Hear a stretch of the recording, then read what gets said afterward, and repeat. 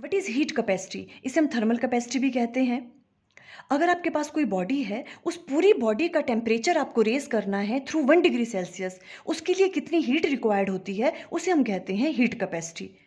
किस तरह से राइट डाउन करेंगे? The amount of heat required to raise the temperature of a whole body through 1 degree, उसे हम कहते हैं हीट कैपेसिटी। उसे हम डिनोट करते हैं कैपिटल एस से। हीट कैपेसिटी किसके बराबर होगा? Mass of a body multiply by specific heat of a body. Because देखो, specific heat of a body क्या होता था? कोई भी बॉडी है, अगर हम उसका 1 ग्राम ले रहे हैं मास, और उसका टेम्परेचर अगर हम रेज करते हैं बाय 1 डिग्री सेल्सियस, उसके लिए कितनी हीट रिक्वायर्ड होती है, उसे हम कहते हैं specific heat of a body. अब अगर स्पेसिफिक हीट को हम मल्टीप्लाई कर दें मास ऑफ ए बॉडी से, तो इसका मतलब क्या हुआ?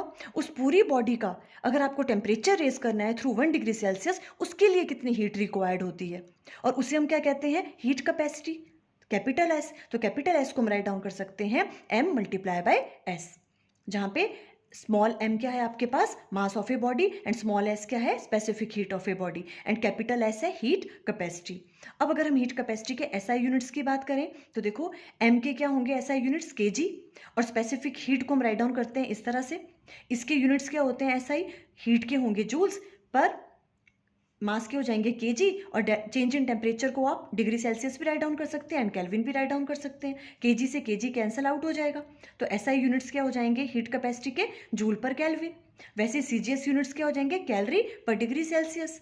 अब अगर इसकी डायमेंशन फॉर्मूला की बात करें, तो हीट के यहाँ से देखो डायमेंशन फॉर्मूला, हीट का डायमेंशन फॉर्मूला क्या होता है? ml2T-2, और के की जगह हम केल्विन राइट डाउन कर लेंगे।